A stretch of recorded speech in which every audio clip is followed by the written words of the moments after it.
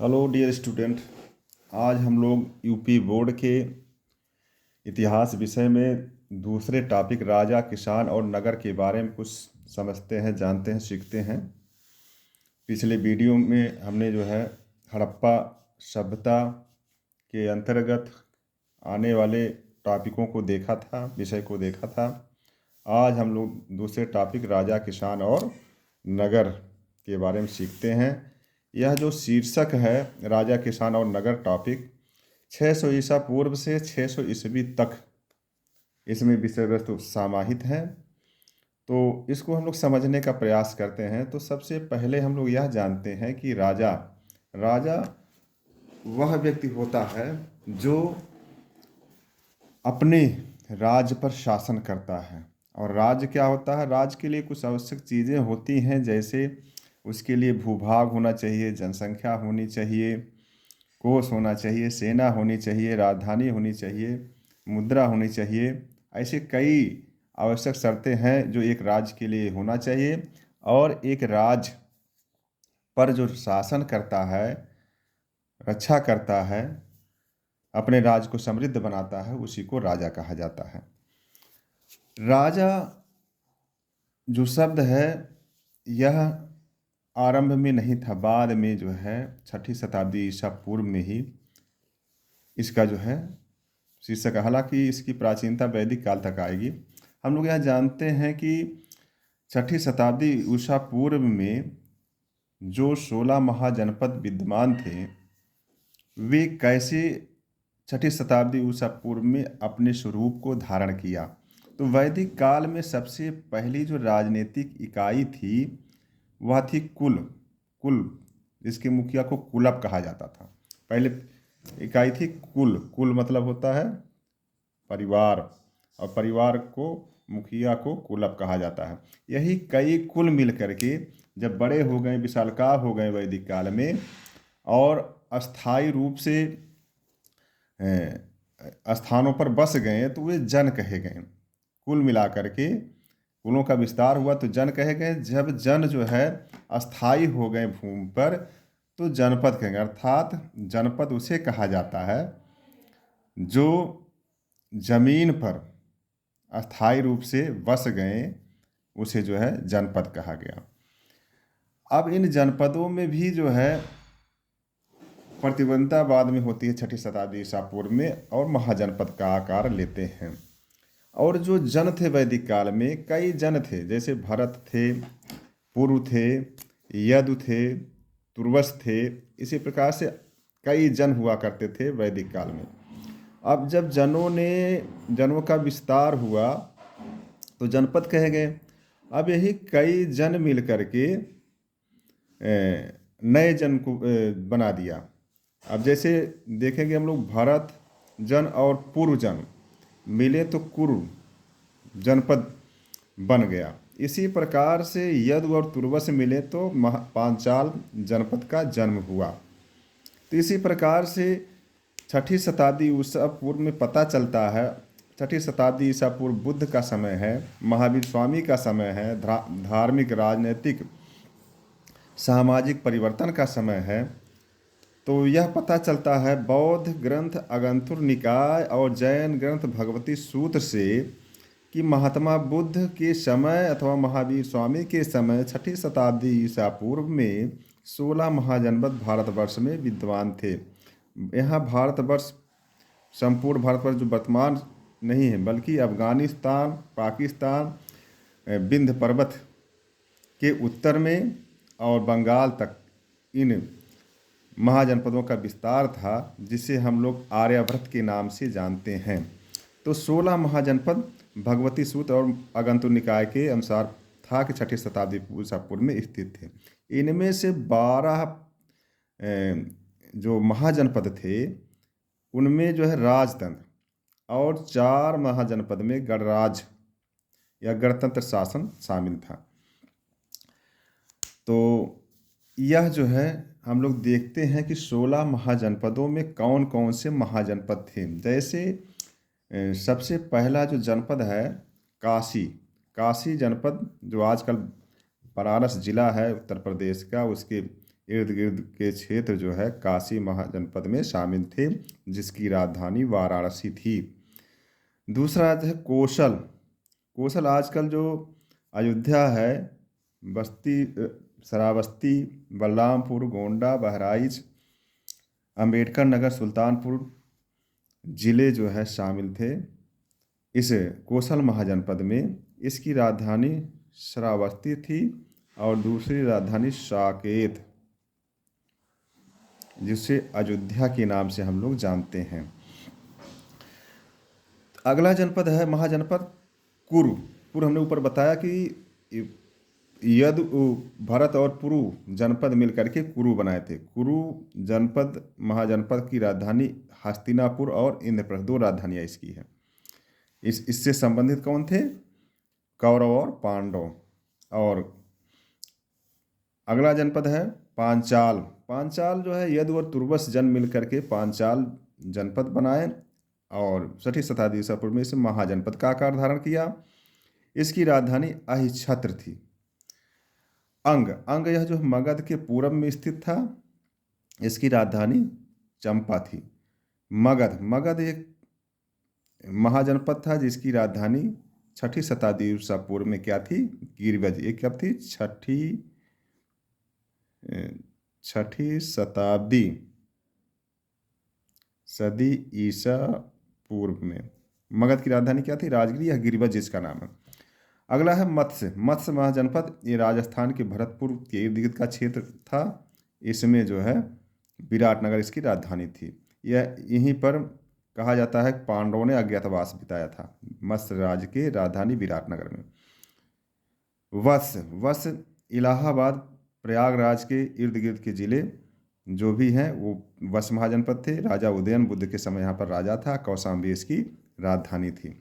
गांधार, ये पाकिस्तान क्षेत्र में पड़ता है। गांधार अफगानिस्तान और पाकिस्तान के क्षेत्र में पड़ता है, जिसकी राजधानी तक्षशिला थी। यहीं पर एक विश्व का प्रथम या प्राचीनतम विश्वविद्यालय स्थित है, तक्षशिला। यहीं से जो है चंद्रगुप्त मौर्य, चाणक्य, चरक इत्यादि लोगों ने शिक्षा पाई थी। तो गांधार से ही महाभारत काल में गांधारी दुर्योधन की माता यहाँ से संबंधित थी, शकुनी यहाँ संबंधित थे। कंबोज, इसकी राजधानी हाटक थी। ये घोड़ों के व्यापार के लिए प्रसिद्ध था। हाटक अफगानिस्तान क्षेत्र में स्थित है। चेदी, इसकी राजधानी सुक्तिमती या शक्तिमती थी। ये दक्षिण विंध्य पर्वत के इर्द गिर्द में यह राज्य विद्यमान था। अवंती, इसकी राजधानी, उत्तरी राजधानी उज्जैनी, दक्षिणी राजधानी महिष्मती। अब आप लोग मूवी देखे होंगे सिनेमा बाहुबली, तो इसी से संबंध थे अवंती। असमक, इसकी राजधानी पोटली इसकी राजधानी थी। असमक ये भी दक्षिण में। ये तीनों जो है दक्षिण में, इससे वत्स के दक्षिण में और पश्चिम में स्थित थे। शूरसेन, इसकी राजधानी मथुरा थी। इससे भगवान कृष्ण का संबंध है। यदुकुल यहाँ पे शासन करते थे। वज, ये दोनों गणराज हैं।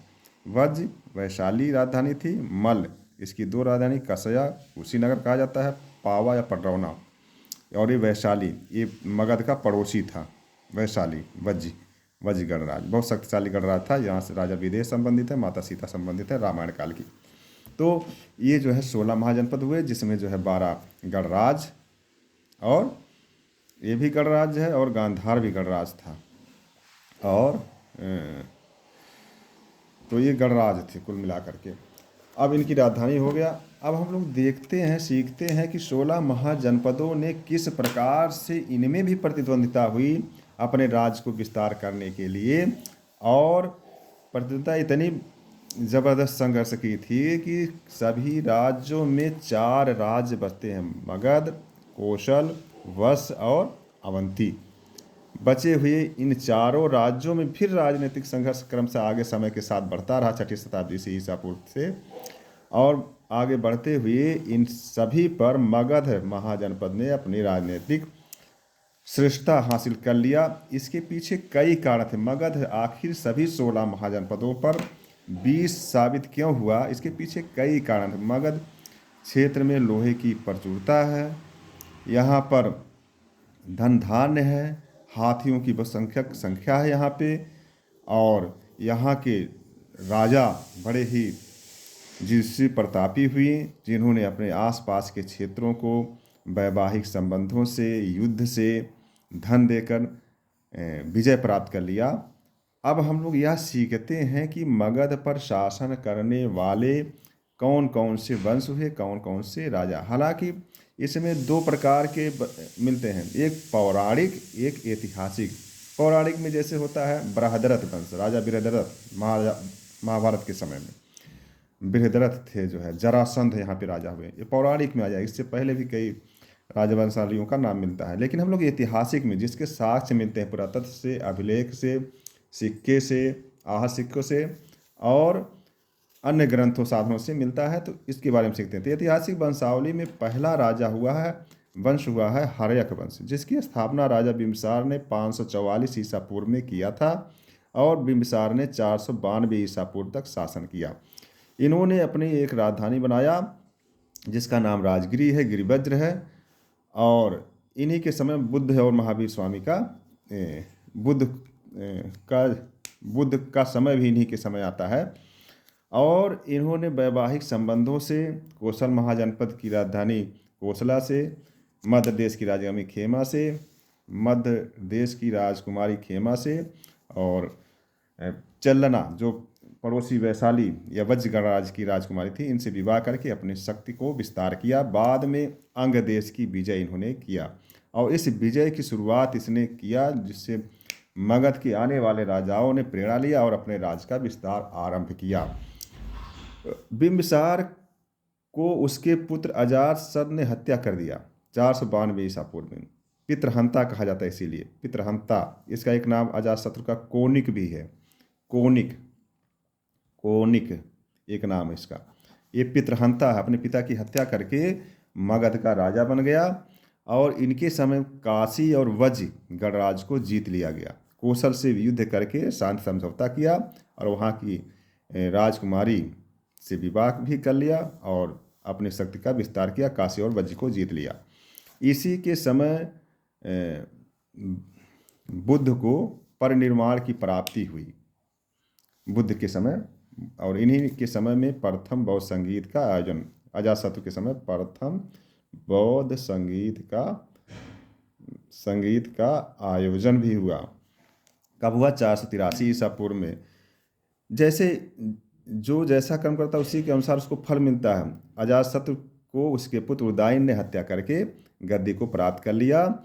इन्होंने पाटलिपुत्र नगर की स्थापना किया, इनकी उपलब्धि है। अब इस वंश के अंतिम शासक हुए नागदर्शक, हर्यक वंश के अंतिम शासक हुए नागदाशक। इनकी हत्या करके शिशुनाग ने 413 ईसा पूर्व में, कब? 413 ईसा पूर्व में नागदाशक हर्यक वंश के शासक की हत्या करके शिशुनाग वंश की स्थापना कर दिया। इन्होंने अपनी राजधानी वैशाली बना लिया। इनके वंश में, शिशुनाग वंश में दूसरे शासक हुए कालाशोक, जिन्हें काकवर्ण भी कहा जाता है। इन्हीं के समय दूसरी बौद्ध संगीत 383 ईसा पूर्व में हुई। 383 ईसा पूर्व में कहाँ हुई? वैशाली में। इस वंश के अंतिम शासक को नंद वंश के शासक महापद ने हत्या करके 344 ईसा पूर्व में नंद वंश की स्थापना कर दिया। महापद्मनंद 9 भाई थे और सबसे बड़े थे। इन्होंने पहले शासन किया, इनके बाद क्रमशः छोटे भाइयों ने शासन किया। अंतिम नंदवंशी शासक धननंद थे, काफ़ी शक्तिशाली थे। इनके डर से ही कहा जाता है कि सिकंदर ने भारत के अंदरूनी भाग में आक्रमण करने से हिचक गया, डर गया। तो नंद वंश के अंतिम शासक घननंद को पराजित करके चंद्रगुप्त मौर्य ने 322 ईसा पूर्व में मौर्य वंश की स्थापना कर दिया। तो आइए हम लोग जानते हैं मौर्य वंश। यह वंश पहला ऐसा वंश है जिसने लगभग पूरे आर्यावर्त पर अपना राज स्थापित किया। तो इस राजवंश के बारे में जानकारी के लिए स्रोत हैं। पहले स्रोत पुराण है, पुराणों में विष्णु पुराण महत्वपूर्ण है और विशाख दत्त कृत मुद्रा राक्षस महत्वपूर्ण ग्रंथ है, जिससे मौर्य के बारे में जानकारी मिलती है। कौटिल्य, जो जिनके 2 नाम और हैं, विष्णुगुप्त और चाणक्य। कौटिल्य ने एक ग्रंथ लिखा जिसका नाम है अर्थशास्त्र। मेगस्थनीज जो सेलुकस निकेटर यूनानी राजा था उसका राजदूत बनकर आया और पाटलिपुत्र में रहा, उसने इंडिका लिखा। और अभिलेखों से भी मिलता है, सिक्कों से और विदेशी विवरण से प्लूटार्क, प्लिनी, स्ट्रैबो, जस्टिन जैसे लोगों ने भी मौर्य वंश खासतौर पर चंद्रगुप्त मौर्य और अशोक के बारे में वर्णन किया है। इसमें पहला शासक हुए हैं चंद्रगुप्त मौर्य। चंद्रगुप्त मौर्य ने मौर्य वंश की स्थापना किया था। अंतिम नंद वंश के शासक धननंद को पराजित करके इनके इस कार्य में चाणक्य ने बहुत महत्वपूर्ण भूमिका निभाया था और उसी के बुद्धि और चंद्रगुप्त के बाहुबल कौशल से पूरे आर्यभट्ट को जीता गया। केवल इनके राज्य में चोल, चेर, पांड्य दक्षिण भारतीय राज्य नहीं शामिल थे और पूर्वोत्तर भारत के कुछ हिस्से शामिल नहीं थे। इन्हीं के समय में एक यूनानी शासक सेलुकस निकेटर ने 305 ईसा पूर्व में भारत पर आक्रमण किया था, किंतु चंद्रगुप्त मौर्य और चाणक्य ने उसे मिलकर पराजित कर दिया और उससे संधि कर लिया। संधि की शर्तों के तहत ही मेगस्थनीज दूत बनकर भारत में आए और पाटलिपुत्र में कई वर्षों तक रहे। उन्होंने जो देखा जो सुना उसे अपने ग्रंथ इंडिका में लिखा। अंत में जब राज बढ़िया से चलने लगा और वृद्धावस्था में पहुंच गया चंद्रगुप्त मौर्य, तो अपने गुरु की अनुमति लेकर और अपने पुत्र बिंदुसार के लिए गद्दी छोड़ करके धर्मगुरु जैन आचार्य हैं धर्मगुरु भद्रबाहु, जिन्होंने भद्रबाहु चरित लिखा, उनके साथ चला गया श्रवणबेल गोला नामक स्थान पर। वहाँ पर जैन क्रिया संलेखना से करते हुए अपना प्राण त्याग दिया। इनके बाद बिंदुसार गद्दी पर बैठे। कब बैठे? 298 ईसा पूर्व में बिंदुसार गद्दी पर बैठे और 273 ईसा पूर्व तक शासन किया। इनके शासन में शांति सुव्यवस्था स्थापित रही क्योंकि चाणक्य जिंदा थे और जब उनकी मृत्यु हो गई तो राजगुप्त नाम के व्यक्ति को मंत्री बनाया, प्रधानमंत्री। और इनकी मृत्यु कब हुई बिंदुसार की? 273 ईसा पूर्व में। इनकी मृत्यु के बाद 273 से 269 ईसा पूर्व इनके पुत्रों में कहा जाता है इनके 101 पुत्र थे और एक पुत्री। और जैसे महाभारत काल में धृतराष्ट्र के जो है कौरव थे 100, वैसे ही इनके भी। तो इनके पुत्रों में अशोक और अन्य पुत्रों में गद्दी के लिए संघर्ष हुआ। 4 वर्ष तक गृह युद्ध चला, जिसमें गृह युद्ध को जीत करके अशोक गद्दी पर बैठा। अशोक गद्दी पर कब बैठा था? 273 ईसा पूर्व में, लेकिन गृह युद्ध लड़ना पड़ा। बौद्ध ग्रंथ बताते हैं कि अशोक ने अपने 99 भाइयों की हत्या करके गद्दी प्राप्त किया। गद्दी प्राप्ति करने के 4 वर्ष संघर्ष में लगा तो 269 ईसा पूर्व में अशोक ने अपना राज्याभिषेक विधिवत कराया। राज्याभिषेक के 8वें वर्ष, कब? 8वें वर्ष अशोक ने एकमात्र विजय किया कलिंग देश की। कलिंग देश पर आक्रमण किया और कहा जाता है इतना नरसंहार हुआ कि युद्ध के मैदान में विजय के बाद देखने गया और देखा तो लोग करा रहे हैं, अस्थियां बिखरी पड़ी हैं। सब देख करके उसका हृदय परिवर्तित हुआ और उसने वहीं पर प्रतिज्ञा लिया कि मैं अब युद्ध नीति को त्याग करके धम्म नीति का अनुसरण करूंगा। इस प्रकार से मगध में जो राजनीतिक विस्तार रथ चल रहा था वह रुक गया और बिम्बिसार ने शुरू किया था तो अशोक के समय यह रुक गया।